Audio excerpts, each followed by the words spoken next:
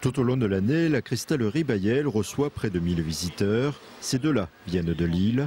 Bien qu'ils possèdent un service et d'autres pièces issues de Baillel depuis leur mariage, ils découvrent encore ce métier d'art. Un bloc de cristal qui servira de support à une pendule, à une montre Cartier qui va venir dessus. Et donc à Baillel, on fait le bloc, le support en cristal pour donc Cartier.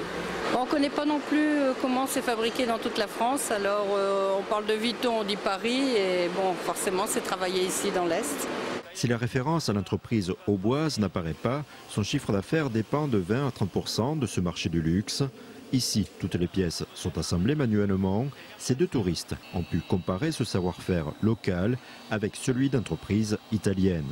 Enfin, pour moi, ce qu'on voit à Murano, le verrier travaille devant nous, mais ne fait pas des pièces d'artisanat comme ici. Si je voulais être méchant, je dirais c'est un peu des articles de touristes, mais pas de l'artisanat d'art. Un art exceptionnel mais qui intéresse moins de clients. La cristallerie de Baillel a vu son personnel se réduire de 600 à 50 personnes depuis 1960. L'entreprise familiale a été cédée à de multiples repreneurs. Depuis, elle cherche à sortir de la tourmente avec une nouvelle identité. Pour un peu tirer le trait sur cette période peut-être un peu difficile et essayer de repartir, Baillel va devenir progressivement un bilan de cristal et on espère que ça aura un effet bénéfique sur les ventes et sur le commercial. Alors Aviland à la base c'est la porcelaine de Limoges et donc l'idée c'est de jouer sur la synergie entre la porcelaine, le cristal, éventuellement l'orfèvrerie, autour des arts de la table et de tout ce qui est décoration également.